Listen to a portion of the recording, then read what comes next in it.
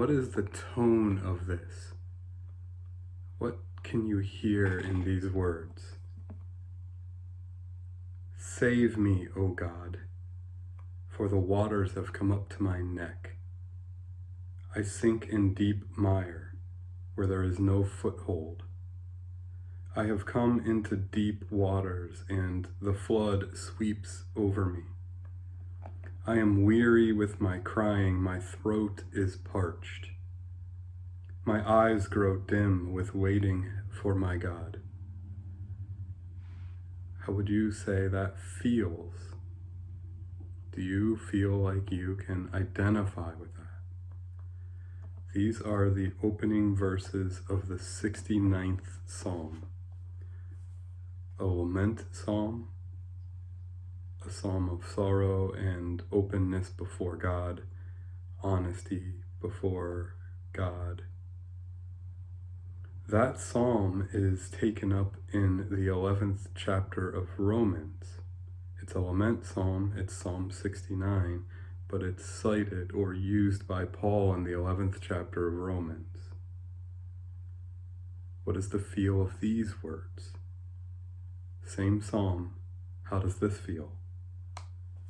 God gave them a sluggish spirit, eyes that would not see and ears that would not hear, down to this very day. Let their table become a snare and a trap, a stumbling block and a retribution for them. Let their eyes be darkened so that they cannot see, and keep their backs forever bent. Same psalm, perhaps a different feel. Maybe you can identify with the first reading. I think that was more sorrowful and feeling lament for sure. Maybe you can also identify with the words Paul cites in Romans. Maybe more angry, same psalm though. So the Psalms are a hymn book. They're used for worship, for people to gather and to be open in front of each other and honest, and also open and honest before God. Often the lament psalms, where there's an openness to things that feel overwhelming or stressful or are causing people anxiety, when they were first written in the Psalms, end and develop into something that's accusatory and looks towards cursing other people. Maybe we can say that they're blaming. They talk about the sorrow one has, and they center that sorrow or find hoped for solutions for that sorrow in looking at others, blaming other people. God gave them a sluggish spirit, eyes that would not see and ears that would not hear. Incidentally, God in the Old Testament is often seen as harsh, cruel, not the same merciful God that you hear or think of in the New Testament.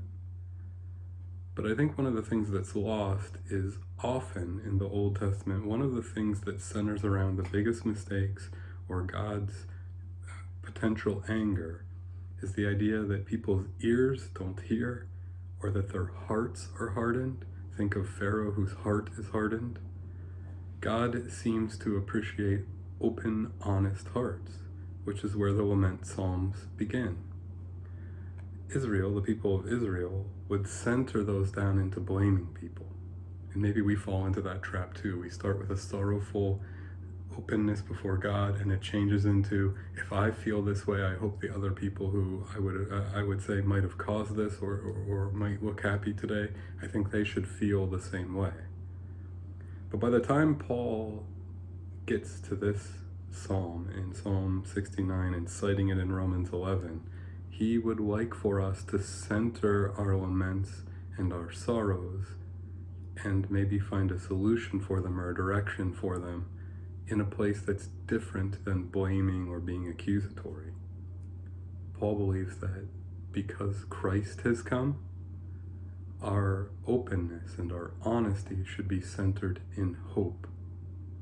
He moves into the 12th chapter of Romans, speaking some of this new place where our laments can be located. Instead of looking at others and pointing a finger, Paul will talk in Romans about living unashamed and openly and knowing that God saves and rescues us, and that instead of ending these laments in a curse or in anger, which might be a natural emotion, knowing that the place that we really faithfully are centered is when we live in hope that Christ hears these and not just leaves us in a place of cursing, but takes us to a place where our laments can end in a place of hope. Romans chapter 12. I appeal to you, therefore, brothers and sisters, by the mercies of God, to present your bodies as a living sacrifice, holy and acceptable to God, which is your spiritual worship. Do not be conformed to this world.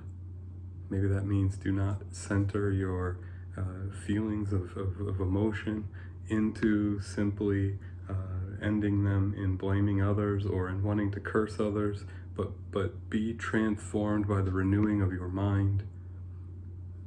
Maybe hoping for something that's good or great that will come out of communication and togetherness and centering in hope and in a new Christological age instead of in the old age where it doesn't seem like there's a solution. But be transformed by the renewing of your minds so that you may discern what is the will of God, what is good and acceptable and perfect. Often we feel lament, and it's okay to voice this. I think if the scripture tells us anything, it's that it's God, and God's word is not a mechanical thing or a locked-in thing that's an instruction booklet that we just have speak to us, but it's something that we interact with, and sharing how we feel is okay, and if we feel overwhelmed, it's okay. Often it's our tendency to center these feelings of being overwhelmed down into blaming others, or maybe even wanting others to feel how we do. And I think that's natural. But Paul's ultimate place of centering our Psalms of Lament is into the belief that God sent Jesus to us so that lament isn't the end of the story. Today, if you are feeling any kind of lament, and if you are reading along with me through Romans 11 and 12, I hope that you're prayerfully considering how you feel, that you're open and honest before God, but that you also know that the sorrows, maybe even resulting in blame, are not the end of the story. May you be renewed by God's presence. May you hold out hope that God is indeed coming, and that your sorrow and your lament connects with God, and that God brings it somewhere and will bring an answer into our midst.